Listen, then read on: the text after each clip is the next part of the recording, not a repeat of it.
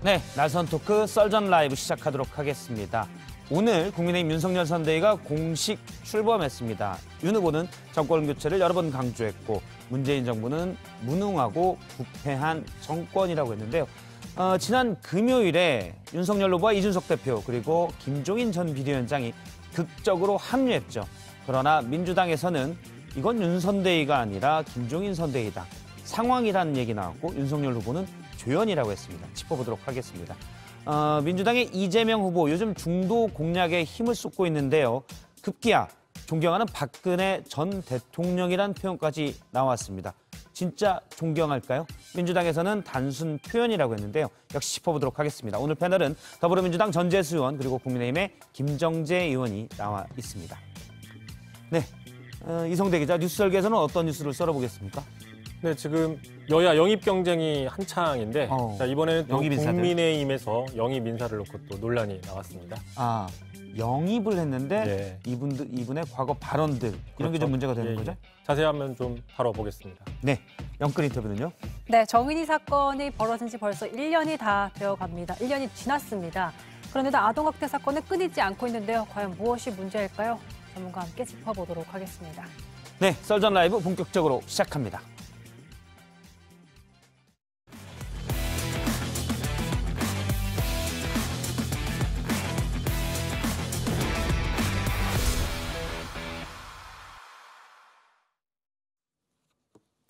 예, 날선 토크 썰전 라이브 오늘 패널은 더불어민주당의 전재수 의원 그리고 국민의힘의 김정재 의원이 나왔습니다. 안녕하세요. 네, 반갑습니다.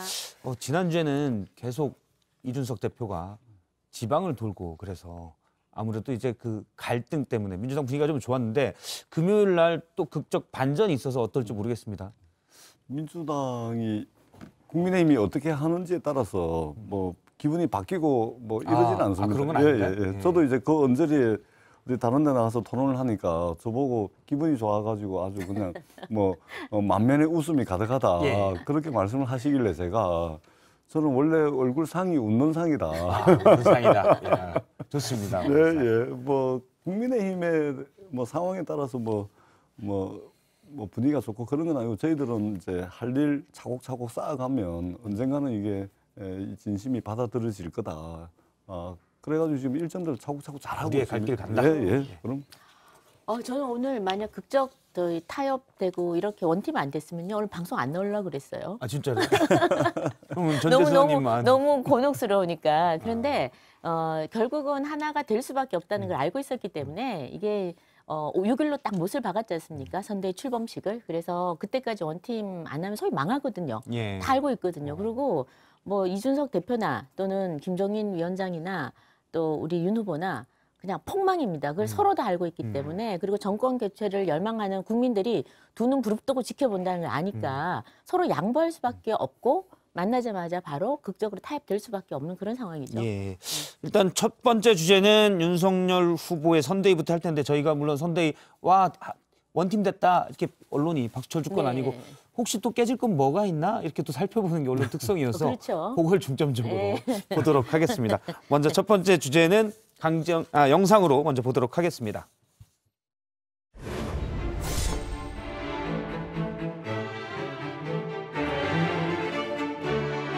저는 그런 실패한 대통령 후보, 실패한 대통령 만드는 데 입주하지 않겠습니다. 예.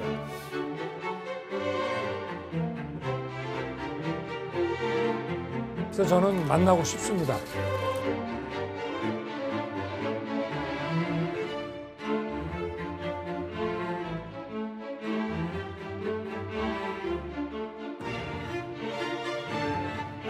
반기하겠습니다. 제가 어제 이제 면도했다 그랬는데 털 다 깎은 것 같습니다.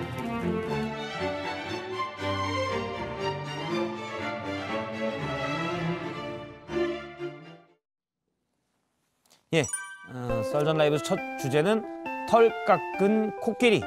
그러면 파리 떼는으로 잡았습니다. 갑자기 뭐 털 깎은 코끼리, 털 깎은 메모드. 근데 코끼리에 털이 있습니까? 제가 찾아봤습니다. 그래서 구글에 찾아봤더니 있더라고요. 잔털? 아, 그래요? 네, 네. 털이 있는데 많지는 네. 않고 있는데 과학상식으로 토막 과학상식으로 말씀드리면 저도 오늘 배워서 보통의 털은 네. 보온을 네. 하는 기능을 하는데 네. 코끼리 털은 하등에 쓸데없는? 좀 냉방을 유지하는 기능을 하는 털이라고요. 그래서 보통 다른 동물의 털과는 좀 다른 털이 있긴 있습니다. 그런데 털이 듬성듬성인데 이준석 대표가 꼭 코끼리 털로 비유를 해서 약간 그러니까 윤핵관이 제대로 안 된 거죠. 그러니까 윤핵관이 듬성듬성 있다는 거죠. 그렇게 많지는 않았다는 뜻이겠죠. 예. 그런데 그 듬성듬성 난 털로 요 난리를 겪었다는 거. 그럼요. 잘못된 털이 있으면 완전히 쫙 뽑아야죠. 일단 그러면 파리 때는 이제 앉지 않는 건가요? 일단 저는 이거 왁싱을 제대로 했다고 생각합니다. 요즘 젊은 사람들 사이에 이게 왁싱이 유행이잖아요. 예. 그럼 남성들도 뭐 왁싱하면 시원하고 좋고 또 이 면도해도 시원하고요. 사실 여자들도 이 제모하고 나면 시원하거든요. 예. 보기도 예. 좋고. 그래서 이 왁싱은 한번 해줘야 되는데 이번에 저기 그 뭐 코끼리 매머더가 출발하는데 이런 건 제거를 해야죠. 파리 때도 제거를 한다고 그러는데 뭐 아시겠지만 지금 파리 때 뭐 이런 식으로 비유를 했는데 사실 밥 먹을 때 파리 한 마리 왱왱하면은 밥도 제대로 안 먹어지고 예. 모기도 마찬가지잖아요. 그래서 이번에 이 제거하는 게 좀 요란스럽게 제거는 했지만 혹시 나중에 다시 파리 때가 때는 아닐 것 같습니다. 파리 한두 마리 생기면 저는 때려잡으면 된다 생각하고 털 이렇게 조금 나면 그냥 이번에는 이 저기 뭐죠 이거 뽑는 거 핀셋을 그냥 뽑아야죠. 예, 쪽집게로 그냥 필요가 뽑아버려야죠. 없다. 예, 그러니까 뭐 용서 가차없이 뽑아버려야죠. 아니 이거는 이제 방송에 자꾸 털이 나와서 좀 이거는 제1야당 대표가 직접 매머드, 언급해야죠. 매머드. 그러니까 좀, 예. 근데 이거는 이제 권력을 둘러싼 싸움이죠. 그냥 기분 나쁘다고 지방 댕긴 것이 아니고 예. 권력을 둘러싼 말하자면 권력 투쟁인 것이죠. 그런 차원에서 이것이 뭐 완전히 뭐 끝났다 이렇게 볼 수가 있겠습니까? 예를 들면은 김종인 위원장과 이준석 대표의 요구 사항은 굉장히 디테일했습니다. 예를 들면 홍보비를 해먹으려고 한다라고 예. 이야기했던 측근을 인사조치해라. 아주 구체적이거든요. 근데 사실은 이제 아무런 결과물이 없이 김종인 위원장 들어오고 윤석열 후보 울산에 내려가가지고 폭탄주 드시고 상기된 얼굴로 이제 손을 맞잡아 흔들었지 않습니까? 그러니까 이런 거죠. 당장 이제 그날이 금요일이었는데 월요일 날 이제 선대위 출범식은 해야 되고 시간이 예. 쫓긴 것이죠. 그걸 다 아는 거죠. 그런 차원에서 이제 갈등은 좀 묻어놓고 일단은 선대위 출범식 하고 선거 과정에서 한번 풀어보자. 막 그런 이야기가 돼가지고 합의가 됐을 겁니다. 예. 저는 그건 그렇게 생각 안 해요. 왜냐하면 홍보비 해먹었다 이런 거는 사실은 뒷담화거든요. 예. 누구라고 적시도 안 했어요. 그냥 알고 있다고 그랬는데 이준석 알고 대표는? 있다고 그랬는데 예. 누구라고 얘기를 안 했습니다. 그런데 두 분이 만나서 굉장히 삽시간에 이렇게 일이 해결된 거는 가만히 보면 이게 우리 이준석 대표 말 속에 단 한 번도 윤석열 대표를 직접적으로 공격하는 게 없습니다. 그러니까 적어도 이 측근에 한두 사람은 그런 말을 뒷담화를 할 수는 있으나 윤 후보가 그 사람들이 존재하는 거를 알기만 해도 나는 괜찮다. 그런 얘기를 했거든요. 근데 그걸 이해했으니까 나는 it's okay. 이제는 모든 게 문제 없다라고 시원하게 털고 갔습니다. 근데 그래서 저는 이 부분은 예. 소통이 문제이기 때문에 소통만 되면 간단히 해결될 것 같아요. 소통이 문제가 아니죠. 예, 소통이 문제면 굳이 뭐 울산 댕기고 부산 댕기고 제주도 댕기면서 이준석 대표가 뭐라고 이야기를 했냐면 당대표는 대통령 후보의 부하가 아니다. 예. 그리고 리프레시 이야기를 하니까 내가 그런 배려받을 위치에 있는 사람이 아니다. 이렇게 이야기를 하죠. 뿐만 아니라 실패한 대통령 그리고 실패한 대통령 후보를 위한 선거 캠페인 이걸 하지 않겠다. 하지 않겠다. 실패한 대통령과 실패한 대통령 후보로서 이미 이준석 대표가 그 규정을 한 겁니다. 그리고 저 대선 후보의 부하가 아니다. 이전에 윤석열 후보가 했던 이야기를 그대로 돌려준 거 아닙니까? 그렇기 때문에 이것에 대한 언급은 하나도 없고 이제 말하자면 급하니까 발등에 불이 떨어졌으니까 이제 이렇게 무마가 됐을 거고 가장 급한 사람은 사실은 윤석열 후보죠. 저희들도 선거를 해보면 당장의 이 갈등들이 있잖아요. 선거 끝날 때까지는 무릎을 꿇어서라도 바지가랑이를 잡고서라도 어떻든 덮고 일단 선거 때까지는 끝날 때까지는 같이 가자 이런 거거든요. 많이 해봤지 않습니까? 네. 그러니까 윤석열 후보도 이번에 선택의 여지가 없어요. 가서 무릎을 꿇어야 되는 겁니다. 무릎 꿇은 것이죠. 그러다 보니까 윤석열 후보 측근들이 제일 우려했던 게 뭐냐면 결국은 이준석, 김종인만 빛나고 대통령 후보는 사라져버리는 리더십이 취약해 보이는 이런 결과가 나온 조금 것이죠. 뒤에 또 제가 또 짚어볼 거니까요. 근데 어쨌든 이준석 대표가 코끼리 털을 다 깎은 것 같다. 네. 그리고 김종인 전 비대위원장과 이준석 대표가 합류를 했는데 장제원 의원이 윤석열 후보의 최측근으로 분류됐던 장제원 의원이 갑자기 소셜미디어에 그 부친의 산소를 방문한 사진을 페이스북에 저렇게 올렸습니다. 저렇게 꽃을 가지고 가서 꽃을 올려놓기도 하고요. 그러면서 페이스북에 글을 썼는데 거짓과 모함이 있을지라도 정성과 진심을 다하면 결국 승리한다라는 말을 했습니다. 본인이 이제 뭐 2번이나 권력자에서 공천을 못 받았다는 얘기도 했고 시기적으로 묘하게 맞아 떨어져서 뭐 거짓과 모함이 있었습니까? 장제원 의원한테 대한? 좀 장제원 의원 입장에서는 좀 억울한 면이 있었을지도 모릅니다. 그러니까 장제원 의원이 굉장히 성격이 이렇게 화끈하세요. 그리고 네. 적극적이시고 그래서 이번 같은 경우에도 윤석열 후보를 또 법사위에서도 만난 뭐 적도 있고 이래서 굉장히 적극적으로 먼저 도왔었거든요. 그런데 이제 그 뭐 여러 가지 여러 주위의 사람들로부터 좀 조용히 있어라라는 이야기도 듣고 또 측근으로 분류가 돼가지고 좀 곤욕을 치렀습니다. 그래서 지난번에 부산 갔을 때도 전혀 나타나지 않고 이랬는데 지금 아마 저렇게 뒤로 좀 물러서서 있는 것이 후보를 위한 길이 아닌가라고 판단을 하고 좀 마음을 달래는 것 같아요. 예. 네, 마음을 달래고 왜냐면 네. 이제 이준석 대표의 부산행에 네. 한 게 장제원 의원의 사상구 지역 사무실을 들러서 뒷배경에 장제원 의원을 여러 번 걸고 웃으면서 사진을 찍었거든요. 이준석 대표가. 네. 그래서 그런 것과 다 연관이 돼 있지 않나. 그러니까 그 뭐 의도는 추정이지만 제가 그러니까 추정이고 이렇게 저도 뭐 얘기했었는데. 이준석 대표한테 직접 물어보지 않았으니까 모르겠는데 그 참 장제원 그 대표 장제원 의원님 사무실 갔을 때 저희도 그 사진을 보고 무슨 뜻일까 궁금은 합니다만 어찌되었든 간에 지금 결과론적으로는 장제원 의원이 뒤로 물러섰고 그리고 이 문제는 봉합이 됐고 그다음에 뭐 아까 뭐 부하가 아니다 또 네. 리프레시다 이런 모든 대화들은 저는 직접 소통하고 싶다. 그러니까 이준석 대표가 난 후보와 직접 얘기하고 싶다. 이거를 계속 알린 것 같아요. 그게 이루어졌고 극적 타결이 됐다고 봅니다. 그러니까 저 이제 딱 요 시점에 예. 부친 묘소 성묘를 가서 이게 저 메시지를 냈지 않습니까? 딱 이 시점에 장제원 의원은 특히 이제 정무적 판단을 거의 모든 이제 정치적 행위들의 이제 정무적 판단을 하는 그런 대표적인 정치인이죠. 그냥 뭐 말을 한다거나 그냥 행동을 한다거나 그런 사람이 아닙니다. 그런 측면에서 굉장한 의미가 있는 것이죠. 이것은 새로운 위기의 징조를 보이고 있다. 새로운 위기, 새로운 위기에 그런가요? 물러서지 않는 겁니다.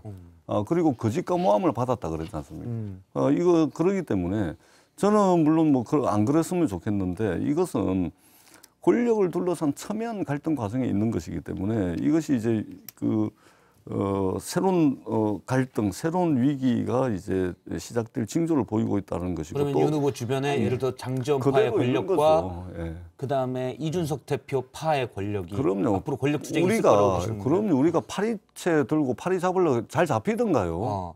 지금 장제원 의원을 파리로 비유하시는 건 아니시죠? 파리 하이에나 떼 중에 하나겠죠. 예. 이준석 대표가 얘기했던. 아유, 그럼요. 이준석 대표가 이야기했던 측근 파리 때 김종인 위원장과 함께 이야기했던 파리 하이에나 중 하나겠죠. 예. 근데 우리가 파리 잡기 쉽지 않아요. 잡아봤잖아요. 안 잡혀요, 잘. 그렇게 하는 겁니다. 그 다음에 파리에는 땡땡킬라로.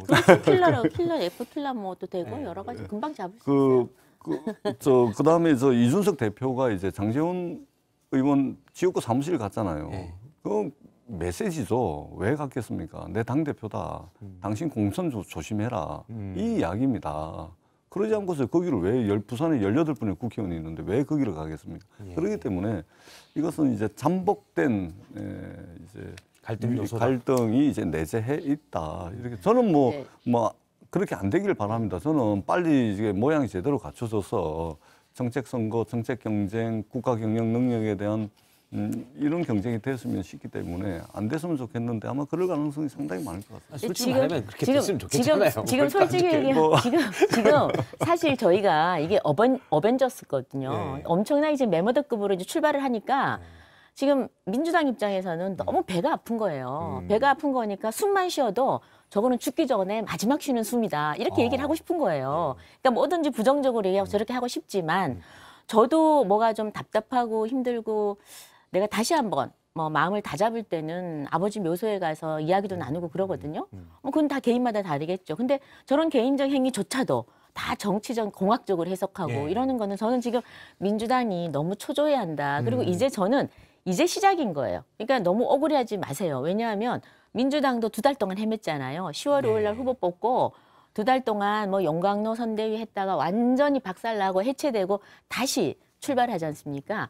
우리 당도 마찬가지였어요. 1달 동안 많이 헤맸습니다. 그래서 이제 다시 두 당이 재출발하니까 저는 이제 지금 우리 전재수 의원님 말씀하신 대로 정책 경쟁도 하고 정말 좋은 국민한테 정말 긍정적인 모습들 보여서 한번 마지막 판단을 받아보자.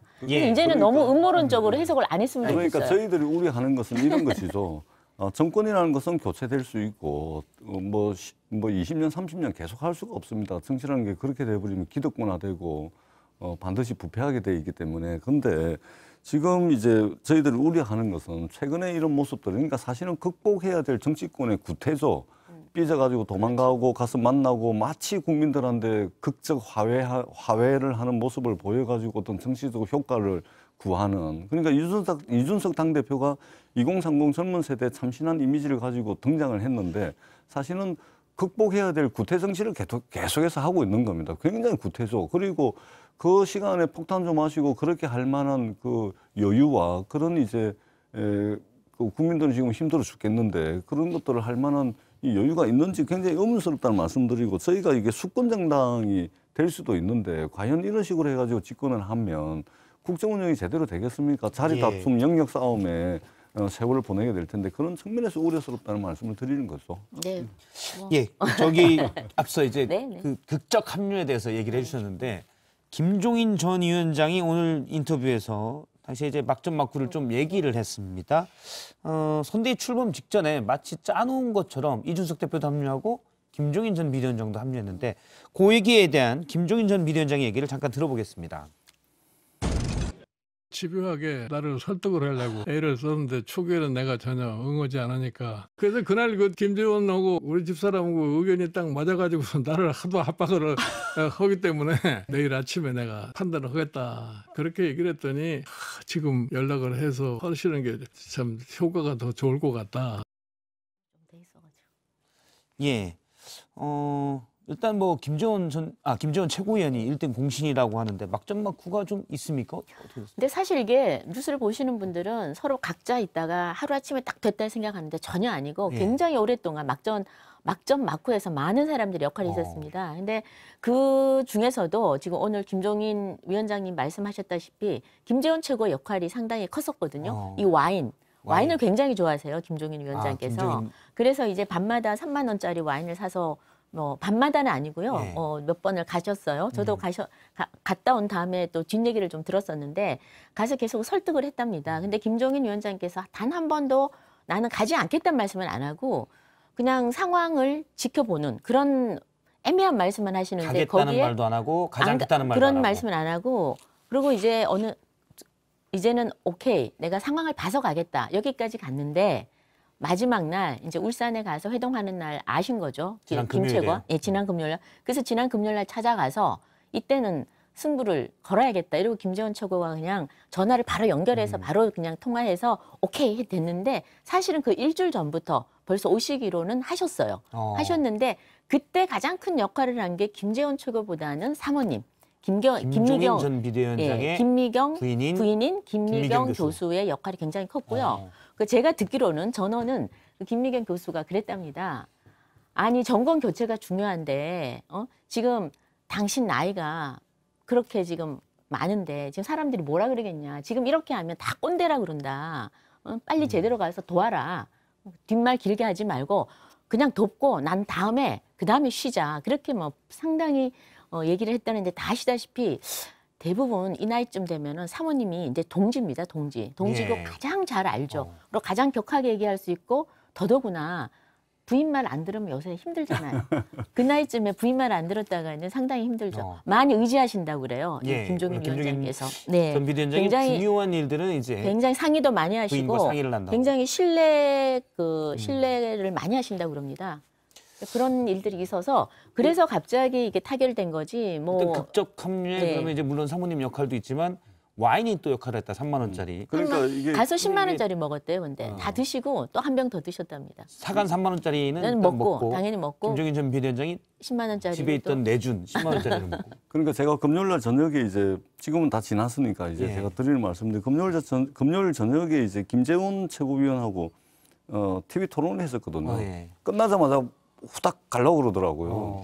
어디 가시냐 그랬더니 김종인 저 위원장 만나러 간다고 오늘 저 단판을 지어야 된다 그러더라고요. 보니까 그날 저녁이더라고요. 예, 예. 그래서 제가 미리 이야기를 들었었는데 그러니까 이게 극적 효과, 극적 합류 이렇게 보기가 어려운 게 다 짜고 치는 대본대로 한 겁니다. 대본대로. 그러니까 이게 뭐냐면 예정된 고스톱이었다. 그럼요. 예. 그러면 이전부터 쭉 작업이 진행되어 왔고 울산에서 만난다니까 마침 김종인 위원장하고 통화를 해가지고 합류하기로 했다. 이 극적 효과를 노린 것이죠. 그러나 이러한 정치는 사실은 우리가 청산해야 될 구태죠. 왜냐하면 우리 정치권이 지금 그렇게 한가한 때가 아닙니다.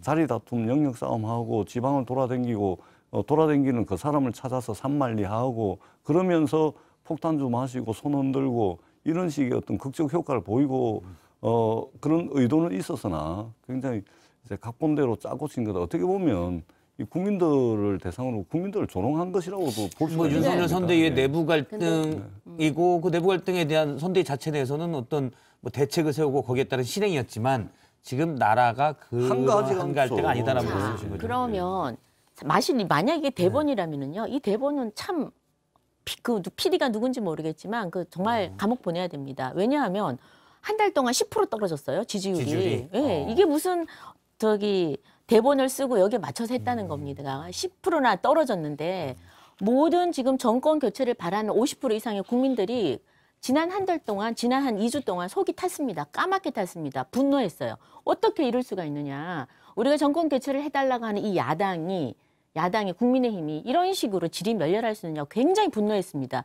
그 분노의 목소리를 거스를 수가 없는 거예요, 이분들도. 그래서 이분들도 다들 대의 명분에 맞춰서 한 팀으로 가야 되기는 한데 지금 이준석 대표는 안에 내부를 보니 소위 윤핵관이라는 사람들이 있더라. 이런 사람을 가지고는 우리가 도저히 승리를 할 수 없다. 내가 한번 여기는 확실히 브레이크를 걸어야겠다. 이렇게 해서 저는 이준석 대표가 자기 스타일대로 했다고 보고요. 윤핵관을 제거하기 위해서 결단의 칼을 높이 쳐들고 부산으로 갔던 거고요. 그게 아니죠. 제거가 아니라 이런 거를 지금 윤 후보가 잘 모른다고 생각을 한 거예요. 그래서 윤 후보가 이번에도 그랬잖아요. 윤 후보가 안 것만으로도 나는 100% 만족 그랬거든요. 그러니까 직접 소통을 하고 싶다는 거예요. 왜냐하면 그리고 제가 이제 나중에 한 일인데 이게 이제 뭐 왜 나한테 일정을 안 알려줬느냐 뭐 이런 약간의 이야기는 했었지만 그 당시에 비서실장이 없었어요. 이 윤 후보한테 비서실장도 없고 이래서 그런 밑에 실질적으로 소통하는 그런 실무진들이 전혀 구성이 되지 않아서 나온 해프닝일 수도 있는데 요는 다들 정권 교체를 이런 식으로 가다는 안 되겠다고 절박하게 느낀 대표나 김 위원장이 한 행동인데 이게 모든 지금 저희 당의 초선, 재선, 그다음에 원로들 다 나서서 이걸 봉합을 한 겁니다. 그러니까 이게 극적으로 이루어질 수 그러니까 있었던 지지율이 거죠. 10% 떨어졌잖아요. 그러니까 이거는 뭐 대본이 아니죠. 아니 그러니까 어떻게 어느 대본을 10% 떨어지니까 이제 그런 대본 각본을 짠 거죠. 10% 떨어지니까 각본을 짜서 각본대로 한 거죠. 국민들은 힘들었을 텐데. 그럼요. 그렇지 않아요. 그리고 저희도 각자 노력을 많이 했고 그렇죠. 예로 들면은 윤석열 후보가 이제 40%를 넘나드는 지지율을 했잖아요. 그 40%를 넘나드는 지지율이 계속 있었으면 울산 안 갔습니다. 김종인 위원장 저 원탑으로 선대위에 영이 많아져. 그냥 선거 치렀겠죠. 지지율이 떨어지니까 이제 이 갈등은 수습은 해야 되고 수습하는 과정에서 말하자면 이제 잘 짜여진 각본대로 그 옷도 맞춰 입고 나왔지 않습니까? 그게 뭐 바로 적어도 그 정도 옷 만들려면 반나절은 필요한데 다 짜고 한 것이라고. 한 달 정도 준비했다고 하더라고요. 옷은 한 달 전에 이미 비단 주머니에 지금 말씀하신 옷이 제가 영상으로 준비를 했거든요. 저희도 눈에 띄어서 지난 금요일 날 울산에서 합의가 있었고 지금 저 옷입니다. 토요일 날 부산 서면에서 저렇게 빨간 티에 노란 글씨 옷을 윤석열 후보와 이준석 대표가 입고 옷에 뭐 써있죠. 앞면에는 사진 찍고 싶으면 말씀해 주세요. 뒷면에는 셀카 모드가 편합니다. 뭐 이렇게 저희가 정확하게 해석을 하면 언론이 비판적이니까 셀카 모드가 편합니다. 말씀해 주세요지만 그러면 우리가 좀 귀찮을 수 있으니 그냥 알아서 찍으십시오. 사실 까놓고 보면 이런 건데. 저 옷은 뭐 다 아시겠지만 비단 주머니 준비한 것 중에 2030을 예. 위한 비단 주머니 또 호남을 위한 비단 주머니가 있다고 그래요. 그래서 한 달 전에 저걸 미리 준비해 놨는데 그 갑자기 저건 저렇게 안 되거든요. 그렇죠. 그래서 바로 이제 서울에서 공수해 와서 입었는데 아주 눈에 띄고 좋았던 것 같습니다. 일단 옷은 눈에 띄는 것 네, 같아요. 네. 저게 이제 죄송합니다. 저게 이제 이준석 대표의 비단 주머니 네 번째라 그러는데 예. 저 정도를 비단 주머니라 그러면 아마 제갈공명이 이제 그 조자룡한테 줬는데 아마 조자룡 죽었을 겁니다. 저 정도를 비단 주머니라 한다면 아니 저도 그렇게 뭐 머리는 셌지만 이 꼰대 수준은 아닌데 제가 보더라도 좀 어색해요. 사진 찍고 싶으면 말씀해 주세요. 그러니까 모든 대중들이 이준석 대표와 윤석열 후보를 바라보는 모든 사람들이 마치 이준석과 윤석열과 사진을 찍고 싶어 하는 것을 전제로 예. 저렇게 한 것 같아요. 좀 보니까 굉장히 자기중심적이고 오히려 정치는 국민들께 먼저 다가가는 것이죠. 그런데 오히려 마치 모든 사람들이 자신과 사진을 찍고 싶어 하는 것을 전제로 뭔가 좀 빨간 거 외에는 별로 이게 이 와닿는 메시지는 아닌 것 같아. 예. 이런 생각이 듭니다. 일단 뭐 그 금요일 오후까지 네. 두 사람이 엄청난 갈등을 벌였는데 바로 다음 날 저렇게 커플티 입고 다니는 모습 보면 부부싸움은 칼로 물베기라고 하는데 부부도 아닌데. 부부도 아닌데 예. 부부면 저렇게 빨리 화해 못합니다. 아 그런가요? 네. 부부도 근데- 아닌데 엄청난 칼로 물베기 같아요. 근데 전날이 음력 생일이었다 그래요. 후보가 예. 음력 생일이어가지고 저렇게 뭐 케이크도 하고. 네, 케이크도 하고 그랬다 그러는데 저도 뭐 전재수 의원님 말에 일면 동의를 합니다. 그런데 저도 그래서 야, 조금 메시지가 좀 더 좋았으면 좋지 않았을까 생각도 일면을 했었어요. 그런데 오늘 뉴스를 쭉 보니까 온통 그냥 평론가들이 홍보의 달인이다. 뭐 민주당도 지금 좀 빨리 분발해야 된다라는 평을 너무 많이 하는 거예요. 그래서 제가 이 글자를 보다는 이 빨간색 그리고 둘이 같이 준비한 거 그 많은 군중 속에서 굉장히 눈에 그 선명하게 띄었던 그런 예. 부분에 대해서 굉장히 호평을 하는 거는 사실인 것 같아요. 예, 호평. 알겠습니다. 예, 되게 그런데 지금 원팀으로 이제 합류한 것처럼 됐지만 그러면 사실 이게 윤석열 선대위냐라는 지적이 민주당 안에서 나오고 있습니다. 이재명 선대위 현근택 대변인의 얘기인데요. 직접 들어보겠습니다. 밖으로 나오는 스피커 역할을 이준석 대표가 할 가능성이 많아요. 거의 이제 후보보다 뛰어넘는 주목을 더 많이 받겠죠 앞으로. 그러니까 상황과 왕세자 사이에 껴서 특별히 역할이 없는 윤석열 후보. 예, 상황과 왕세자 사이라고 했어요. 그리고 윤 후보는 조연이다. 그러니까 좀더 표현을 해주시면. 예, 그런 거죠. 그러니까 이제 윤석열 후보께서 말씀을 하시길 이준석 대표가 뛰어라 그러면 뛸 것이고 후드티를 입으라 그러면 후드티를 입겠다. 이렇게 말씀을 하시잖아요. 그리고 김종인 위원장에게 정권을 드립니다. 그리고 이준석 대표한테도 정권을 드립니다. 이렇게 말씀을 하시죠. 그러니까 많은 국민들께서 사실은 윤석열 후보에게 우려하는 것은 뭐냐면 당신의 리더십은 뭐냐. 그리고 당신의 국가 경영 능력에 대해서 의문을 가지고 있고 국정 전반에 대한 이해도가 워낙 낮다라는 의문을 가지고 있는 거잖아요. 근데 뛰라면 뛰고 옷 입으라 그러면 옷 입고 정권은 다 줘버리고 그러면 대한민국의 대통령 선거를 도대체 누구를 대상으로 하는 겁니까? 그런 측면에서 굉장히 우려스럽다라는 말씀을 드리고 윤석열 후보가 이번에 보여준 리더십, 윤석열 후보의 정치력이라는 것은 사실은 미천을 드러낼 만큼 아예 드러낼 미천도 없는 그런 수준이 아니었는가 이런 이제 걱정과 우려를 하게 되는 것이죠. 예. 이번에 저는 정말 정치력을 보여줬다고 생각해요. 그 왕고집인 우리 김종인 위원장님 자기 생각이 뚜렷하신 분이에요. 예. 그리고 이준석 대표 어디 하나 정말 칼도 안 들어가는 사람입니다. 자기 생각이 분명한 사람이에요. 그래서 2030들한테 지지를 많이 받는 거거든요. 그리고 뭐 5선에 4선에 우리 주호영 대표, 나경원 대표를 다 이긴 사람이에요. 근데 저런 두 사람과 극적으로 화해를 했다는 거는 굉장한 정치력이죠. 그런데 어떤 식으로 했냐 이거죠. 눌러서 했느냐, 꿇어서 했느냐거든요. 꿇어서 해야 됩니다. 근데 이제 우리가 리더십 할 때 상황, 우리가 서번트 리더십이라고 그러잖아요. 사실은 화해를 시키려고 소통을 하려고 그러면 부자가 돈 자랑 안 합니다. 예. 전지선님인데 네, 말씀하신 네, 거는 네. 예를 들어서 그런 부분이죠. 그러니까 윤석열 후보가 반문정세의 어떤 반사체 역할로 돼 있는데 네.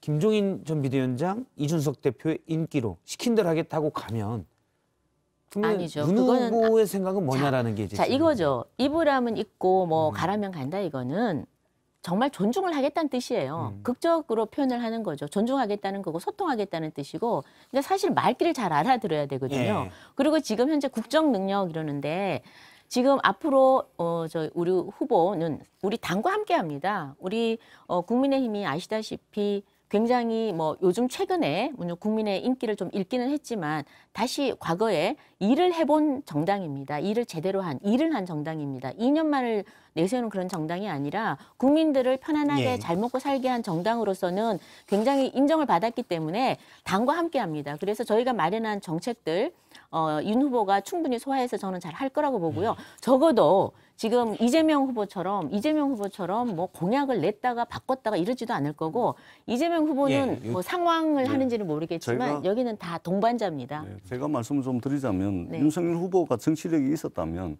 이준석 대표가 그러면 이까지입니다 하고서 부산으로 내려가고 제주도 거쳤다 순천 거쳤다 그러지 않았겠죠. 정치력이 있었으면 이미 짐 싸들고 부산으로 내려가기 전에 대화와 소통을 통해서 해결했어야 되는 거죠. 그게 안 됐죠. 그다음에 설사 그런 문제가 있다 하더라도 공개적으로 국민들께 드러나지 않게 내부적으로 해결을 해야 되는 것이죠. 그 정도 돼야 이제 정치력이 있다 예. 이야기할 수 있는 것이지 정치력이 거의 없었다고 보는 것이 맞겠죠. 알겠습니다. 오늘 윤석열 선대가 공식 출범했는데 저희가 이제 윤석열 선대 얘기가 지금 좀 길어지고 있습니다. 좀 길어졌는데 1호 공약으로 약자와 동행을 김종일 선대위원장이 총괄 선대위원장이 강조를 했거든요. 잠깐 얘기를 들어보도록 하겠습니다. 제일 지금 심각한 문제가 지난 2년 동안에 걸친 코로나 사태로 인해 가지고서 예. 경제적으로 황폐한 사람들을 갖다가 어떻게 소생시킬 수 있느냐 하는 아하. 그것이 아마 1호 공약으로 나갈 1호 수밖에 공약이. 없을 거예요. 예, 이거 어떻게 보시나요? 그러니까 저 아쉬웠고 또 많은 국민들께서 걱정을 하는 부분이 그겁니다. 윤석열 후보가 지난 7월 달에 이제 정치 참여 선언을 하고 난 뒤에 그동안 뭐 실언, 설화 또는 국정 전반에 대한 이해도가 낮다는 것은 여러 가지 실수를 통해서 보여줬는데 지금까지도 국가 경영 능력에 대한 비전과 철학을 못 보여주고 있는데 오늘도 마찬가지입니다. 약자와의 동행 좋죠. 근데 누구의 입을 통해서 약자와의 동행 이야기가 나오는 겁니까? 윤석열 후보의 국가 경영 능력을 보고 싶은 겁니다. 윤석열 후보의 국정 철학을 국민들은 보고 싶고 듣고 싶은 겁니다. 그렇기 때문에 이 김종인 위원장과 김병준 위원장의 입을 통해서 윤석열 후보를 자꾸만 이제 대신 이야기를 하려고 하는데 본인이 직접 이야기를 해야 된다. 그것을 국민들은 듣고 싶어한다. 예. 생각합니다. 이 얘기는 약자와의 동행 얘기는 많이 했었고요. 지금 후보가 지금 약자와의 동행 위원장을 맡고 있습니다. 그러니까 저희 당은 이번에 코로나19로 굉장히 피폐해지고 황폐해진 층이 바로 소상공인입니다. 그래서 지난 문재인 정부가 이 소상공인에 대해서 손실보상법을 완전히 폐기를 들어주지 않았어요. 그래서 고작 3개월 정도 해서 뭐 최하 10만 원 해서 제대로 보상이 안 된 겁니다. 그래서 적어도 전 국민한테 재난지원금을 뿌리는 것보다는 이렇게 힘든 층, 직접적 피해를 받는 층에게 두텁게 제대로 지원하자는 게 저희 당의 지금 제1호 공약이고 예. 아마 이거 곧 발표를 하실 거고요. 지금 공약 발표는 사실 이제 선대위 출범하고 양 당이 하나하나씩 하는데 적어도 민주당처럼 공약을 발표해놓고 철회하는 일은 저는 없을 것 같습니다. 예. 발표를 좀 진중하게 하세요. 자꾸 그럼 발표하고 민주당 얘기에서 국민들이 좋았다 말았다 이러잖아요. 민주당 얘기에서 그런 분들이 많이 나올 것 같아서 네, 그거 이제 좋았다 민주당 말았다. 얘기를 듣고 네, 네. 얘기를 해보도록 하겠습니다. 두 번째 주제는 이재명의 존경하는 박근혜 물음표로 잡았습니다. 지금 뭐 김정재 의원님이 얘기를 했었는데 뭐 철회를 많이 했다 이런 건 같이 쭉 다 짚어볼 수 있을 것 같아요. 이재명 후보가 전직 대통령 박근혜 씨에 대해서 주말에 지역에서 간담회에서 존경하는 박 전 대통령이다라는 표현을 해서 뭐 논란이 됐는데요. 정말 존경하냐? 이렇게 했는데 민주당 측에서는 설마 그럴 리가? 라는데 일단 그 얘기를 직접 들어보겠습니다. 정치인들은 이 지지를 먹고 살기 때문에 위축되고 이럴 때 누가 와 이렇게 해주면 힘나고 갑자기 자신감 생기고 이 주름이 쫙 펴지고 막 이럽니다. 우리 존경하는 박근혜 전 대통령께서 대통령 하시다가 힘들 때 대구 송문시장을 갔다는 거 아닙니까? 여기 가면 힘이 쫙 나지. 아이돌이네. 거기 아이돌. 예. 그런데 사실 정말 존경하겠냐라고 생각할 수 있는 게 하루 전날 방송기자클럽 초청토론에서 이 박근혜 씨에 대한 사면에 대한 반대 입장을 분명히 했었죠. 역시 한번 듣고 오겠습니다. 전직 대통령 두 분의 사면에 대한 필요성을 느끼고 계시나요?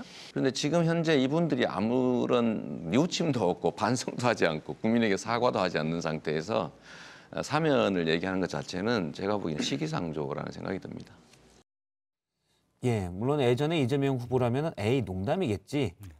박근혜 전직 대통령 박근혜 씨를 존경해? 농담이겠지. 예. 특히 이재명 후보가 이렇게 볼 텐데 최근에 중도 정책 또 일부에서는 우량우 정책을 많이 쓴다고 표현하기 때문에 혹시 계산된 표현인가 이런 지적도 있거든요. 분석도 있거든요. 예. 조금 전에 하신 말씀이 답입니다.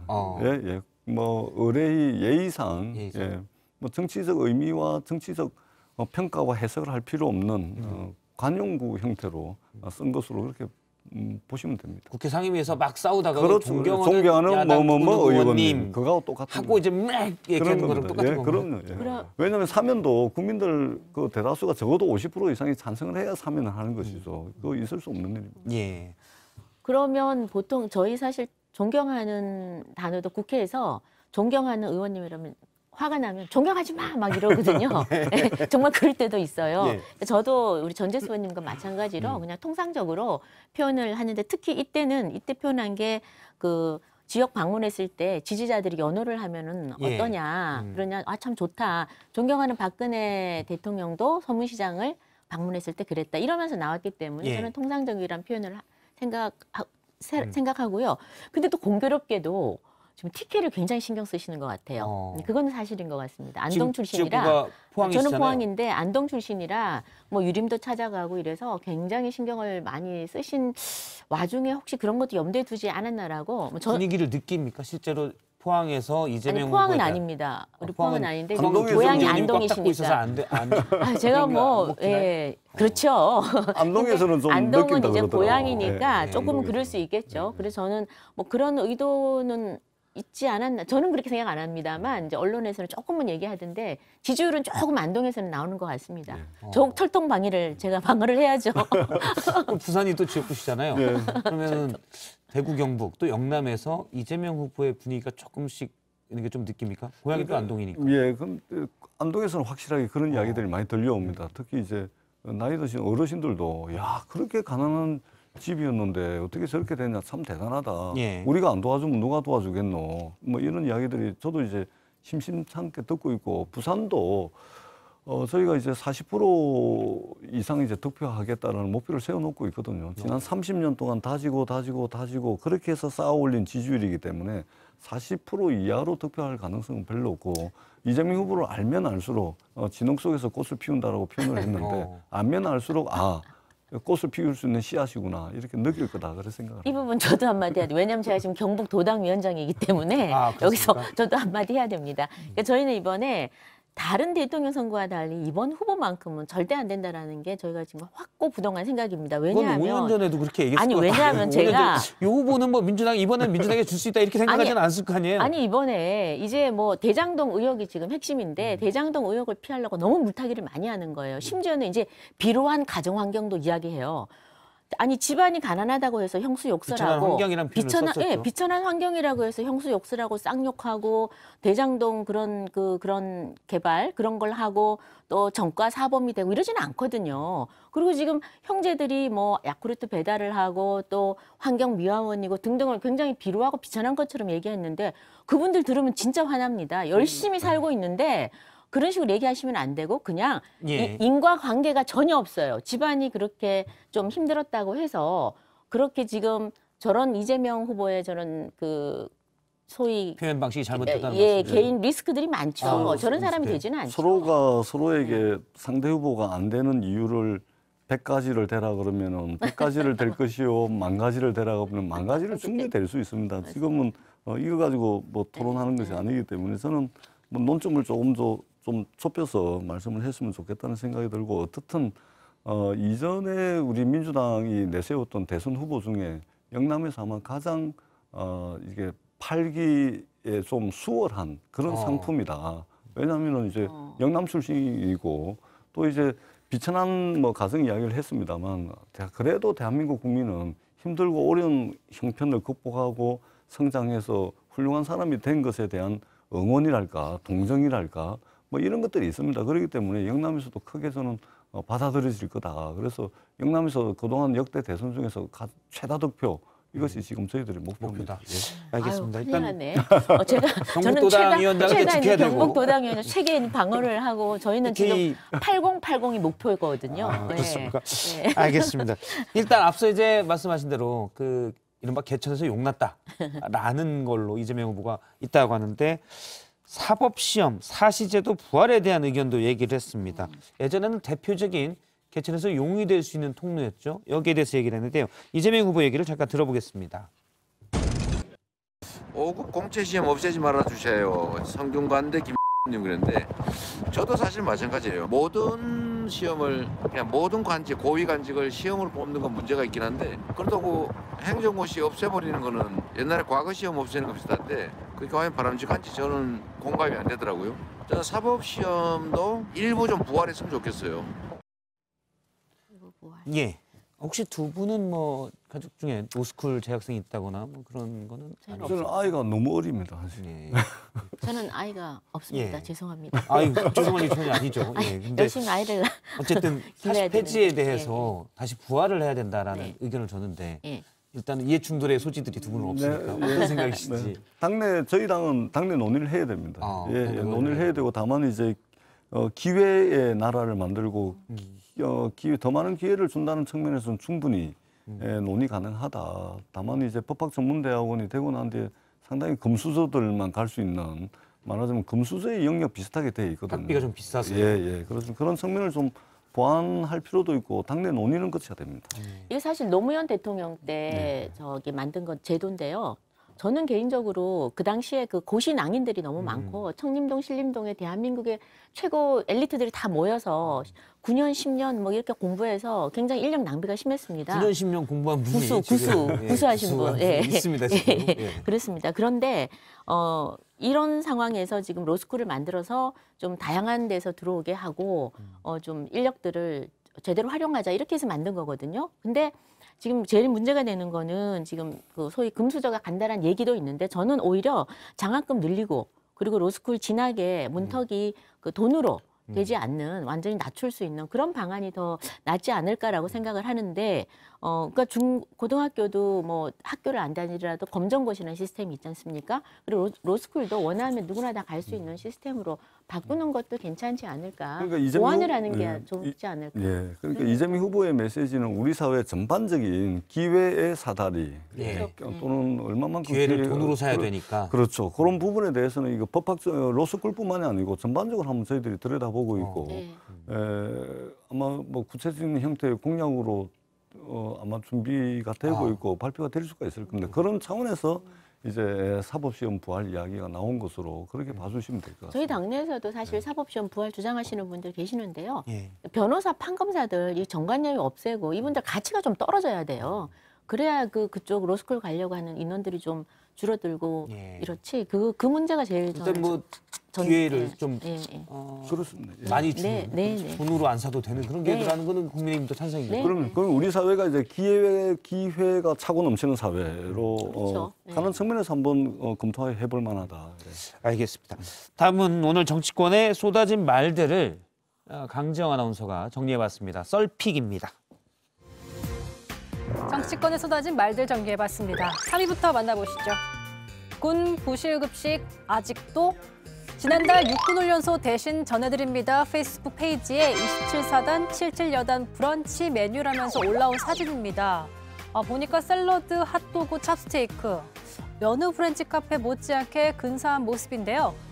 이제 우리 군인들 밥 잘 먹고 다니나 생각했는데 며칠 전 제보된 격리병사 급식엔 반찬이 김치와 김뿐이네요.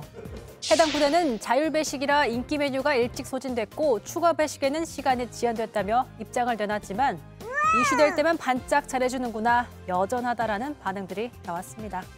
이 보시죠. 습역파 최종 라운드. 지난주 마그롤린 스트리트 벽화 파이터, 일면 습역파의 최종 라운드 주제는 히어로였습니다. 이재명 후보를 지지하는 작가 님볼트는 아이언맨을 패러디해서 이 후보를 표현했고요. 윤석열 후보 지지자 탱크씨는 유명 예술가 뱅크시의 작품을 패러디해서 시민 수호자 윤 후보를 그려냈습니다. 아이언맨처럼 국민을 위해 희생할 수 있는 그런 대통령이 됐으면 해서 그 마지막 장면을 표현하려고. 지지하는 당의 후보님께서 우산을 들고선 그 구름을 막아주는 그런 형태로 표현하는 거고. 일단 작가들의 설명을 들어봤는데요. 패널 분들이 선정한 오늘의 습격파 승자는 누굴까요? 이리 보시죠. AI 이재명 대 AI 윤석열. 오늘 국민의힘 중앙선대위 출범식에서 등장한 AI 윤석열입니다. 안녕하세요. AI 윤석열입니다. 윤석열 후보와 너무 닮아 놀라셨습니까? AI 윤석열은 윤석열 후보가 열어갈 대한민국의 새로운 미래와 도전을 상징합니다. 자, 보니까 일단 고개를 가로로 내젓는 버릇은 고침 버전인 것 같습니다. 그런데 앞서 민주당 선대위 청년본부에서도 비슷한 이재 보이스를 내놨었죠. 안녕하세요. 이재명 후보의 아바타 명탐정 이재보십니다. 합니다. 이재명. 네, 신기합니다. 두 후보가 이제 현실 세계를 넘어서 가상 세계에서까지 맞붙게 될까요? 여러분이 픽한 오늘의 썰 무엇인가요? 예, 강정 아나운서가 3개의 썰을 픽해서 소개를 했는데요. 먼저 전재수 의원님부터 하나를 좀 더 골라서 촌철살인을 해주시면. 요즘 이제 4차 산업혁명 아니겠습니까? 정치권도 비켜갈 수가 없습니다. 그러다 보니까 요즘 이제 메타버스도 유행을 하게 되고 AI도 나오게 되는 것이죠. 저는 AI 윤석열, AI 이재명으로 하겠습니다. 두 사람의 AI 대 AI. 왜냐하면 AI가 어느 날 갑자기 하늘에서 툭 떨어지는 게 아닙니다. 완제품 형식으로 나오는 것도 아닙니다. AI도 진화를 하죠. 인공지능이죠. 그렇습니다. 진화를 하게 돼 있습니다. AI도 학습을 해야 돼요. 그러면 AI 윤석열이면 이 AI가 인공지능이 윤석열을 학습해야 됩니다. 참 간단할 것 같아요. 그렇게 많이 아는 게 없는 이제 윤석열 후보가 용량 이렇게 많지 않아도 된다는 말씀을 지금 하고 주는 거죠. 그래서 학습 능력이 좀 떨어져도 될 것 같다는 생각이 들고 대신 AI 윤석열과 AI 이재명도 토론을 좀 했으면 좋겠습니다. 왜냐하면 학습된 걸 가지고 AI 대결도 한번 토론도 하고 그리고 더 바라는 것은 사람 윤석열과 사람 이재명도 토론을 좀 하는 모습을 자주 좀 보고 싶다. 토론하자는데 안 하지 않습니까? 반박을 좀 해주시면 이거는. 아니 저는 그래요. 지금 참 윤석열은 아무것도 몰라. 윤석열은 뭐 학습을 시켜야 돼 이러고 말씀을 하시니까 사실 서울대 법대를 나오셨거든요. 뭐 그렇게 생각하시는 만큼 뭘 모르지 않습니다. 제가 굉장히 학습 능력이 뛰어나요. 왜냐하면 지금 정치권에 들어온 지 한 4개월밖에 안 됐어요. 그런데 제가 정치권에 들어와서 4개월 때를 생각해 보면요. 이거는 도저히 비교가 불가능합니다. 저는 진짜 학습 당해야 돼요. 저 같은 사람은. 저는 4개월, 5개월 때 윤석열이 아마 100분의 1도 못 쫓아가는 사람이었을 거예요. 굉장히 학습 속도가 빠르고 그리고 지난 뭐 20년, 30년을 그저 보낸 세월이 아니지 않습니까? 그리고 저는 구수하면서 정말 공부를 많이 한 것 같아요. 제가 아까는 구수는 이제 고시낭인이라고 말씀하셨죠. 고시낭인이었죠. 고시낭인이요. 그러니까 법대에 있는 그 법학만 공부하면 빨리 합격하는데 웬 잡학을 다 공부를 하는 거예요. 그래서 저희가 한 2시간씩 얘기하면요. 정말 경제, 사회, 문화, 뭐 예술까지 심지어는 음식까지 정말 모르는 게 없습니다. 그래서 저는 왜 그렇게 많이 합니까? 그러니까 아직까지 정치적 용어에 상당 부분 유튜브를 통해서 하셨다고. 그렇지 않아요. 책을 많이 읽으시고 그러니까 제가 이제 앞으로 실력 발휘가 되시겠지만 중요한 거는 무슨 어떤 지식이 하나 더 있다 낫다가 아니라 적어도 기본적으로 공정한 사회, 상식 있는 사회를 만들겠다는 의지는 분명하고요. 그다음에 각 분야에 대해서 이제 앞으로 실력 발휘를 하시겠지만 아마 AI를 가르칠 수도 있습니다, 지금. 그래서 너무 걱정을 안 하셔도 됩니다. 제 이야기는 제 이야기가 아니고 많은 국민들이 그런 의구심을 가지고 있다는 거죠. 김정재 의원님도 하나를 픽해서 해주시면. 네네. 저는 습격파 최종 라운드 스트릿 벽화 파이터. 저희 김영환 PD가 지어낸 이름인데 잘 저희가 계속 네, 키우고 네. 있습니다. 네, 스벽파 좋습니다. 네, 종로의 서점. 진짜 스를 경상도 분들이 발음을 잘 못하는데 네. 서벽파, 스벽파. 서벽파. 네, 스벽파. 둘 다 영남이신데. 네, 영남이라. 안 되니까 서벽파. 서벽파. 스가 어렵죠. 스가 어렵죠. 스. 스하고 스가 어려워. 그러니까 어려운데. 네. 스벽파. 예. 네.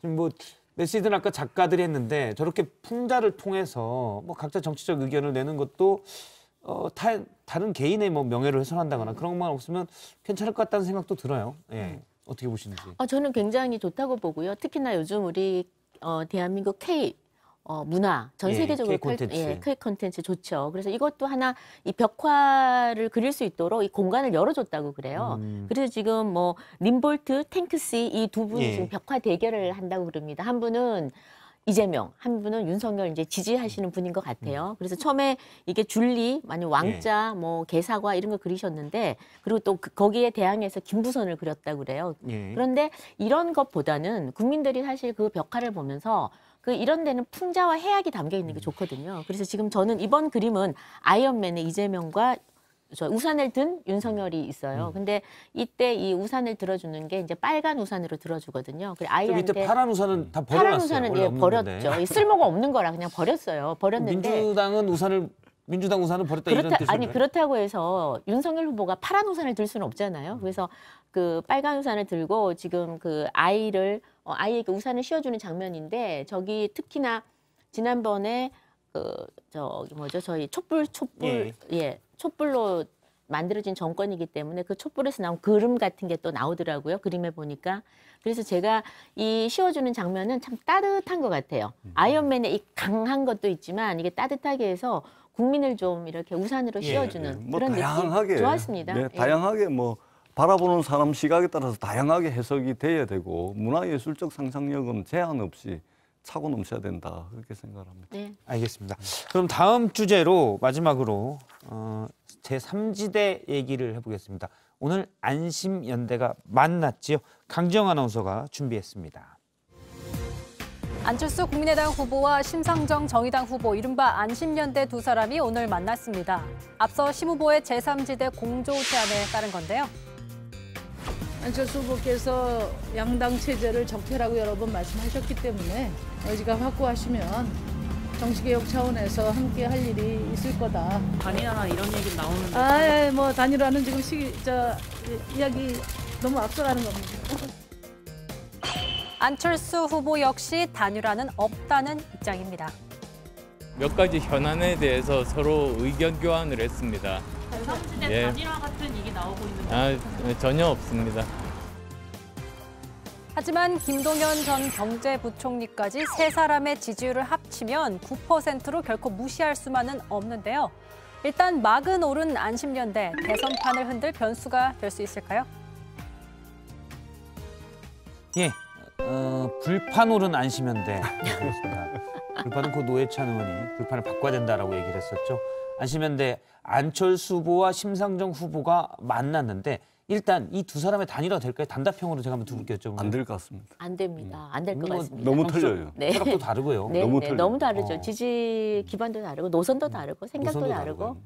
일단 그러면 3지대 단일화는 없다라는 생각이시고. 네. 그러면 민주당과 정의당, 심상정 후보의 단일화는 될까요? 어떻게 보십니까? 끝까지 포기할 수 없는 과제다. 지지율이 뭐 4%, 5%가 나오고 있기 때문에 4%, 5%든 간에 뭐 1%, 2%든 간에 진보 진영 후보 단일화는 굉장히 중요합니다.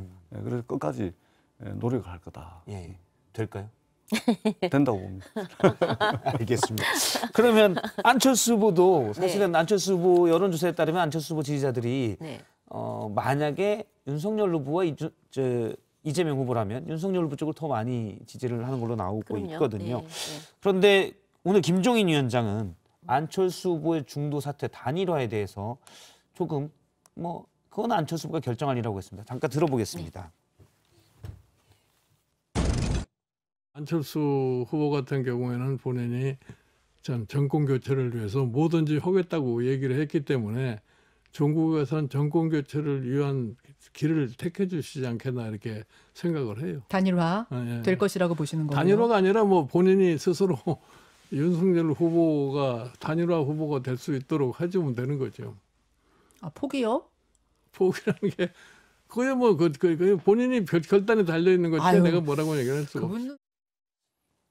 안철수 후보가 포기할까요? 저는 포기를 안 한다고 봅니다. 그럼 안철수 후보는 안철수 후보도 사실은 출마하고? 예전에는 네. 계속 양보했었죠. 양보의 아이콘이었는데 지금은 버티기의 아이콘입니다. 버티기 끝까지 아이콘이네요. 버틸 겁니다. 끝까지 버텨서 몸값을 좀 올리고 난 다음에 그다음에 사실은 갈 데가 없죠. 갈 데가 없기 때문에 왜? 정권 교체가 목표라 그랬거든요. 그럼 정권 교체가 목표면은 그냥 나 홀로 갈 수가 없는 겁니다. 분명히 나중에는 양쪽 박빙으로 만약 간다고 할 경우에는 함께 하지 않으면 안 된다. 몸값을 비싼 몸값을 치고 안철수 후보랑 단일화를 해야 된다고 보시는 거예요? 근데 우리가 값을 치는 게 아니고요. 이 지지 계층, 지지 기반 그 지지층들이 그렇게 하는 방향으로 몰고 갈 수밖에 없다고 봅니다. 저는 함께 저는 함께 할 수밖에 없다고 봅니다. 왜냐하면 그 이익을 중심으로 판단하는 정치 세력들이기 때문에 예, 그 끝까지 갔다가는 얻는 건 남는 거 하나도 없잖아요. 그러면 결국은 이제 단일화할 거라고 보고 있고, 다만 이제 우리 국민들께서 이번에 제3지대에 눈길을 줄 수 있는 마음적 여유가 있을까? 그렇지는 않을 것 같아. 왜냐하면 이미 큰 정부 시대가 와 있기 때문에 양강 체제의 양당 후보 쪽으로 좀 쏠릴 것 같아 이런 생각이 듭니다. 알겠습니다. 오늘 두 분 말씀 여기까지 듣도록 하겠습니다. 고맙습니다. 감사합니다.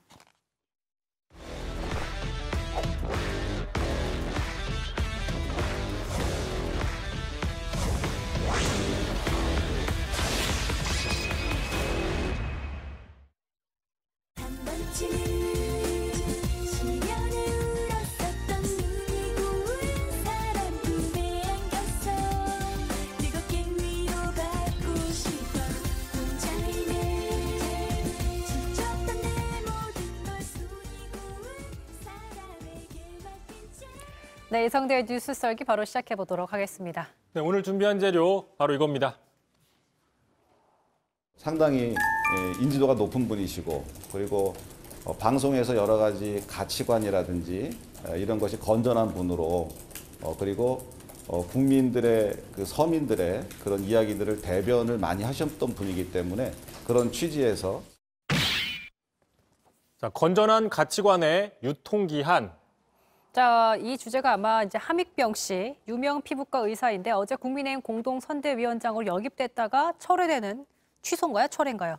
철회가 됐습니다. 네, 그 얘기인데요. 뭐 함익병 씨 아는 사람들도 많이 알 거예요. 방송에 많이 나왔었죠. 예전에 예능 프로에 나와가지고 뭐 이른바 국민사위라는 인기도 얻었었어요. 바로 어제였습니다. 국민의힘에서 공동선대위원장으로 영입을 했었는데 그 영입의 이유로서 이런 방송으로 쌓아온 인지도와 더불어서 가치관이 건전하다 이런 이유를 댔거든요. 하지만 바로 그 영입 이유가 발목을 잡은 셈이죠. 바로 과거 인터뷰 발언 논란 때문입니다. 자, 크게 두 가지만 가져왔어요. 2014년 인터뷰였는데 이 국민사위 함익병 씨가 인터뷰를 했는데 이렇게 그랬습니다. 자, 여자는 권리의 4분의 3만 행사해야 된다. 왜 그러냐? 국방의 의무를 지지 않기 때문에 단 자녀를 2명 이상 낳으면 다 권리를 행사할 수 있다. 이렇게 얘기를 했고요. 또 하나 있습니다. 함익병 씨가 독재가 왜 잘못된 거냐? 잘 살 수 있으면 왕정도 상관없다. 뭐 이런 식의 이야기를 해서 상당히 논란이 됐었죠. 네, 저 당시가 좀 기억이 나는데 비록 뭐 정치인도 아니고 일반인 시절이었지만 그 발언이 우리 사회와 이제 합리적 인식과 좀 괴리된, 좀 떨어진 생각이라서 결국 방송에서도 하차를 했습니다. 그렇습니다. 그런데 다른 이유도 아니라 가치관이 건전하다는 이유로 국민의힘에서 영입을 했기 때문에 지금 논란이 커진 거죠. 자, 어제 오후였습니다. 어제 오후 한 2시 반쯤에 영입 발표를 한 다음에 논란이 본격화되자 자, 오후 한 5시 30분에 기자들한테 이렇게 문자 메시지를 보냈어요. 자, 본인 발언에 대한 충분한 설명과 국민들의 납득이 있기 전까지는 일단 의결을 보류하겠다라고 얘기를 했는데 다시 한 4시간 정도 지나서 밤 9시 반쯤에 자, 언론에 제기된 문제들을 검토해서 결국에는 철회를 했다라고 얘기를 했습니다. 결국 한나절 좀 더 자세히 보면 한 7시간 만에 영입이 없던 일이 된 거죠. 자, 근데 그 상황을 저희들이 다 이제 기사를 통해 볼 수 있었고 이해가 좀 되지 않는 부분은 함 씨의 과거 발언 논란이 이렇게 좀 찾아보면 나오는 부분인데 검증을 하지 않았던 걸까라는 생각이 들 수밖에 없어요. 그렇죠. 만약에 알고도 이랬다면 이제 이 정도 발언은 문제가 없다라는 뜻으로 해석이 되니까 또 그것도 비판이 나올 수 있는 거죠. 일단 민주당의 비판 먼저 들어보시죠. 과거 독재를 찬양하고 여성을 폄훼한 자를 공동선대위원장에 앉히려 했다니 윤석열 후보와 국민의힘이 무엇을 지향하는 것인지 뻔뻔함과 몰상식의 경악을. 그런데요, 참고로 민주당도 지난 대선이었습니다. 2017년 대선 당시에 그 한믹병 씨가 문재인 직속위원회 이름이 올랐던 적이 있어요. 근데 바로 그 발언 논란 때문에 30분 만에 제외가 된 적이 있었거든요. 민주당의 경우에도. 어쨌든 국민의힘 입장에서는 이런 발언들을 함 씨가 예전에 했다. 이런 걸 가지고 건전한 가치관이 있다라고 얘기한 게 아니라 이런 발언이 있었는지 몰랐다라는 입장을 밝히고 있습니다. 윤석열 후보도 어제 2014년 발언은 챙겨보지 못했다라고 밝혔어요. 다시 얘기하면 검증이 부실했다라는 걸 자인한 셈이죠. 당에서도 그래서 일단 사과한다는 입장을 밝혔습니다. 들어보시죠. 그 부분에 대해서 과거 민주당 그 문재인 후보 캠프에서도 영입을 하고 또 철회한 적이 있는데요. 조금 더 우리가 신중하게 모시는 절차가 필요하리라고 생각합니다. 네, 사실 민주당 쪽에서도 선대위원장 맡은 조동현 씨의 사생활 의혹으로 이제 영입된 지 3일 만에 사퇴를 했습니다. 사생활과 발언의 논란 차이는 있겠지만 근본적으로 결국 제대로 된 검증 없이 일단 발표가 되고 그다음에 다시 또 이런 논란이 불거지면 철회하고 사퇴하고 이런 정치권 영입 경쟁이 문제라고 보여지거든요. 그렇습니다. 이제 그런 게 가장 근본적인 문제이고요. 앞으로 이제 고쳐나가야 될 부분인데 또 한 명이 있어요. 어제 국민의힘에서 공동선대위원장으로 영입을 했던 이 노재승 씨라고 있습니다. 잘 모르실 텐데 30대 청년입니다. 지난 4월 서울시장 재선거 당시 오세훈 후보의 유세차에 올라가서 즉석 연설한 걸로 화제가 됐던 인물인데 문제는 이제 이렇게 전 선대위원장이 되니까 과거에 이 노 씨가 했던 발언들이 또 도마에 오르고 있는 거죠. 지난 5월 18일이었습니다. 자신의 SNS에 대한민국 성역화 제1대장은 바로 5.18이다. 지금 그래서 5.18 특별법에 대해서 반대하는 이런 입장들을 내놓으면서 이렇게 얘기를 했어요. 그다음에 또 박정희, 이승만 같은 사람은 신이 보낸 구원자다. 또 세월호를 비하하는 발언들도 여러 가지 있습니다. 다만 어쨌든 이런 것들은 어떤 강경 보수 세력들이 하는 이야기이기 때문에 국민의 입장에서는 다툴 만한 여지가 있다라고 볼 수는 있지만 문제는 두 번째입니다. 나는 정규직 폐지론자다. 그래서 대통령이 정규직 제로, 그러니까 비정규직 제로가 아니라 정규직 제로 시대를 열겠다고 내면 좋겠다라는 이야기를 한 적이 있거든요.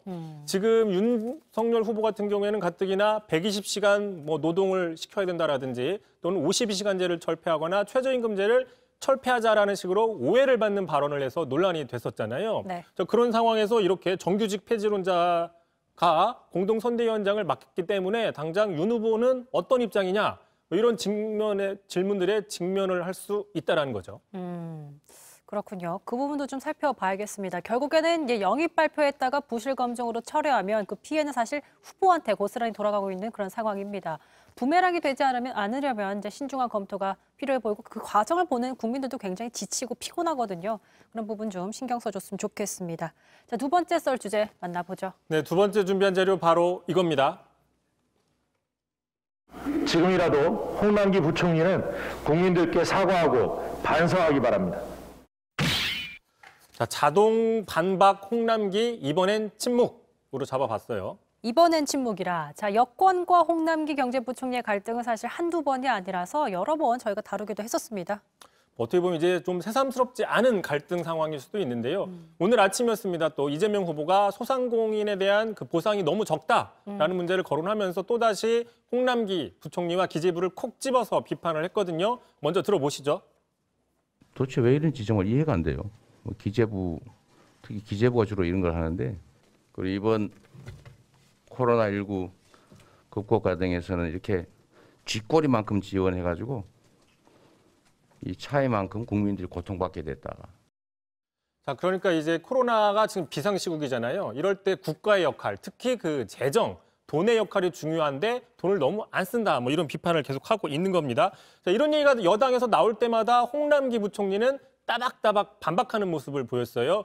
자, 최근에도 보시면은 여당이 지금 기재부가 세금을 고의로 오류를 일으킨 거 아니냐, 돈을 많이 걷어놓고 틀렸다라고 비판을 하니까 반기를 들었죠. 언급하는 거에 유감이다라고 얘기를 했어요.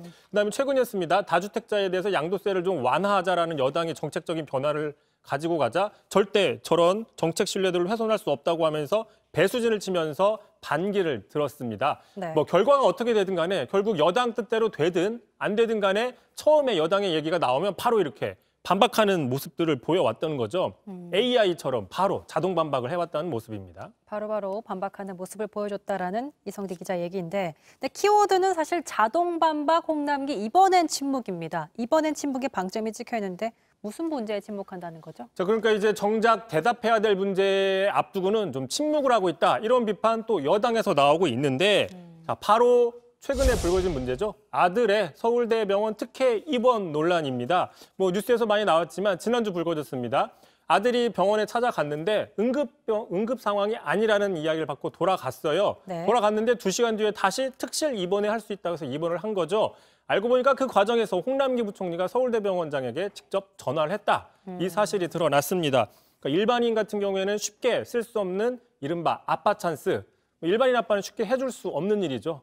저도 아빠지만 할 수 없는, 해주고 싶어도 할 수 없는 이런 일인데, 자, 그러다 보니까 이제 비판이 많이 나오고 있는 거죠. 자, 평소에 적극적으로 자신을 비판하는 것에 대해서 반박을 해왔던 홍남기 부총리, 자, 이 보도가 나왔지만 4일이 지났지만 여전히 침묵 중입니다. 자, 그러다 보니까 여당에서 이렇게 비판을 하고 있어요. 홍 부총리 왜 답이 없으십니까? 사적인 부분에 대한 해명은 기재부가 끼어들어서 할 게 아니라 부총리께서 직접 해야 한다라고 이야기를 하고 있는 겁니다. 아, 그렇군요. 어쨌든 모든 아버지가 어쨌든 자녀가 아프다고 해서 이렇게 바로 또 전화를 걸어서 특실을 구해줄 수 있는 그런 특혜는 구할 수 없고 또 얻을 수 없습니다. 할 수 없는 일이죠. 할 수 없는 일이죠. 빠른 해명 필요해 보입니다. 알겠습니다. 이성대 뉴스설기 여기까지 하겠습니다. 수고하셨습니다. 아무것도 난 몰랐잖아. 너를 힘들게 했다는 게 그런 것도 몰랐다는 걸. 도무지는 용서가 안 돼. 아무것도 넌 아동학대하면 떠오르는 몇 개의 사건이 있죠. 생후 16개월 된 정인이를 학대해서 결국 숨지게 한 일명 정인이 사건이 일어난 지 1년이 넘었지만 아동학대로 인한 사례는 여전히 멈추지 않고 있습니다.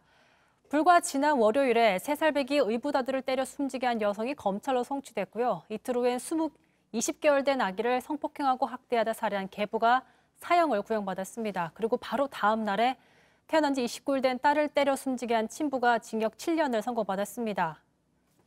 참혹한데요. 크게 바뀐 거는 없어 보입니다.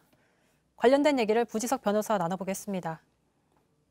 자, 지난 금요일에 정인이 사건 대법원의 최종 판단을 받게 됐는데 검찰과 양부 측 모두 지금 상고장을 제출한 상태입니다. 검찰은 이해가 되는데 양부는 왜 상고를 제출한 걸까요? 아무래도 1심에서 무기징역이 선고됐던 게 35년으로 감형되면서 검찰 측은 이에 대해서 좀 가볍다고 여기는 것 같은데요. 피고인 측은 뭐 여러 요인이 있겠지만 아무래도 35년이라는 형이 무겁다고 판단을 한 것 같고요. 그리고 그 외에도 선고가 이제 확정이 돼버리면은 결국 교도소로 가야 되기 때문에 구치소에서 좀 더 생활을 하기 위해서 지금 상고를 진행했을 수도 있습니다. 근데 1심, 항소심에서 모두 이제 미필적 살인 고의가 있다고 인정을 했고 검찰은 사형을 구형했는데 재판부는 결국에 이제 감형을 해준 그 과정도 사실 좀 궁금하고 납득이 가지 않는 부분도 있습니다.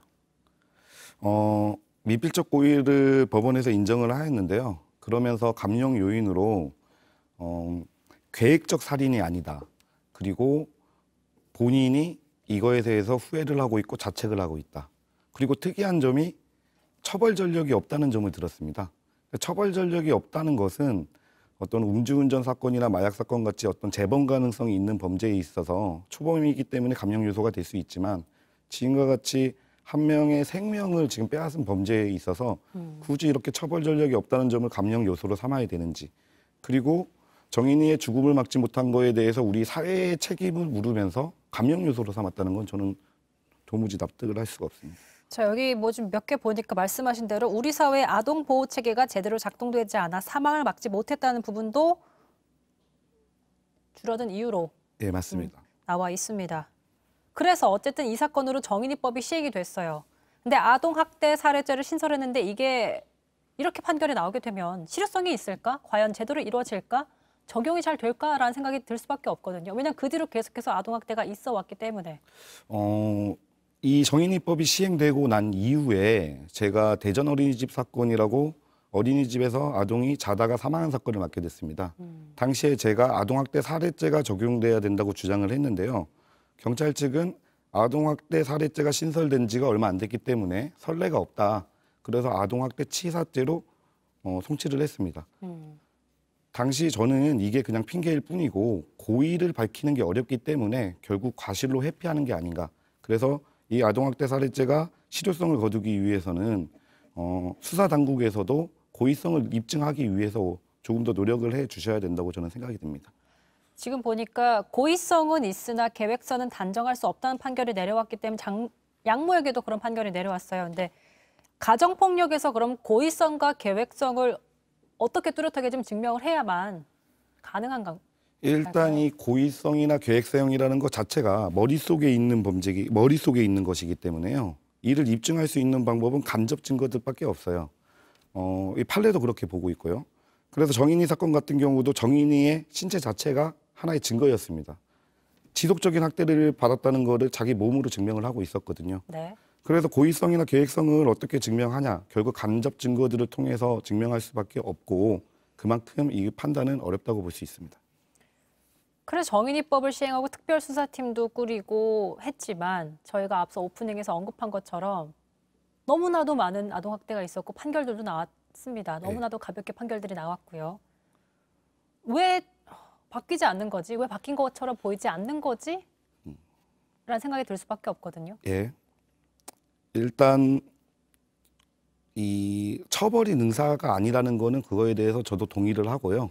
어떤 처벌만이 이 아동학대 범죄를 막을 수 있는 건 아닙니다. 그래서 아동학대 범죄를 줄이기 위해서는 사회적 시스템을 구축해야 되는데 지금 우리 사회는 육아를 하는 환경도 너무 어렵고요. 이혼 가정도 증대하고 있고 여러 면에서 아동학대 이 관련 범죄는 계속적으로 지금 증가하는 추세입니다. 그래서 그렇다면 정말 시스템에 어떤 식으로 좀 변화가 있어야만 어떻게 하면 정말 바뀔 수 있을까요? 저는 그런 생각이 들 수밖에 없거든요. 왜냐하면 가정폭력이 많이 일어난다고 하지만 실제로 지금 어느 상황인지도 너무나도 많이 나왔는데 어떻게 더 나와야만 이게 바뀔 수 있을까라는 생각이 들거든요. 지금 뭐 2016년도에 이제 1만 9천 신고가 들어왔었는데 작년에 지금 3만 1천 건까지 올라갔거든요. 그러면은 아동학대 범죄가 지금이야 늘어난 것인가? 저는 뭐 그렇게 생각은 안 하고요. 예전에도 아동학대 범죄는 계속 있었다고 보고요. 지금 뭐 환경이 조금 더 늘 수는 있지만 지금에 와서 아동학대 범죄가 기하급수적으로 늘었다고는 생각하지 않습니다. 그거에 대한 대체 방안으로는 사회 시스템을 구축해야 되는데 어떤 신고나 이런 곳에 머물지 않고 예방책 그리고 지속적인 관리 등 사회적으로 시스템을 구축해야 된다고 저는 생각합니다. 사회 시스템이 구축되어야 된다는 말씀을 반복하고 계신데 사실 아동학대라는 게 사실 어디까지 사랑의 매이고 범죄까지 갈 수 있을까 그 구분이 굉장히 애매모호한 순간들이 많잖아요. 사실 예. 처벌하는 부모님도 계시고 어디까지를 저희가 아동학대를 좀 봐야 되나요? 일단 아동학대라는 거는 어떤 이 개념인데요. 저는 사실 아동학대 범죄를 줄이기 위해서는 모든 폭력행위는 아동학대 개념에 포함시켜야 된다고 봅니다. 아무리 사랑의 매라 하더라도. 다만 처벌을 하는 수위를 조절을 해서 그거에 대한 납득할 수 있는 형량을 이제 처벌 수위로 이제 낮추면 되는데 모든 폭력행위는 일단 아동학대 개념에는 포함시켜야 된다고 저는 생각을 합니다. 기본적으로 모든 체벌은 아동학대에 포함이 된다. 예. 사실 올해부터 이제 즉각 분리 제도를 또 시스템에 대해서 얘기를 좀 해보도록 하겠습니다. 예. 간단하게 요약을 하면 이제 신고가 2번 들어오면 가해자로부터 즉시 분리하는 건데 이거에 대해서 사실 찬반이 많이 갈리고 있어요. 즉시 분리하지 못하는 상황도 있고 예. 아무래도 가해자가 많은 확률적으로 부모인 경우가 많았기 때문에 이건 어떻게 보세요? 일단 아동학대의 그 피해자들의 연령대가 3세 미만이 많습니다. 3세 미만이 많기 때문에 일단 분리하는 것보다 이 가정 내에서 이 아동들을 보호하는 게 더 나은 경우가 있을 수 있기 때문에 굳이 분리하는 것보다 이 부모님들의 교육을 통해서 올바른 가정으로 돌려놓을 수 있도록 사회 시스템을 구축해야 되고요.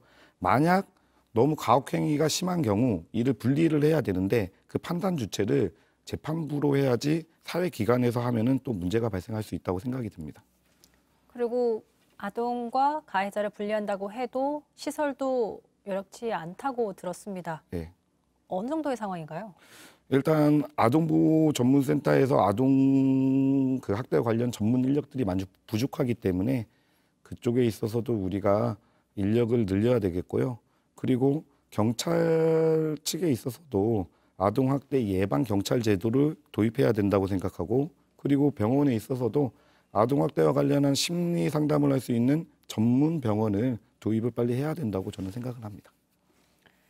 제가 오늘 들었던 얘기는 어쨌든 시스템 구축이 잘 마련돼야 되는데 아직 그 여건이 아직은 많이 부족한, 여전히 부족한 그런 상황인 것 같습니다. 지금까지 부지석 변호사와 아동학대 관련 얘기 나눠봤습니다. 인터뷰 고맙습니다. 네, 오늘 썰전 라이브 여기까지입니다. 계속해서 뉴스룸 이어지고요. 저희는 내일 저녁 6시에 다시 찾아뵙겠습니다. 고맙습니다.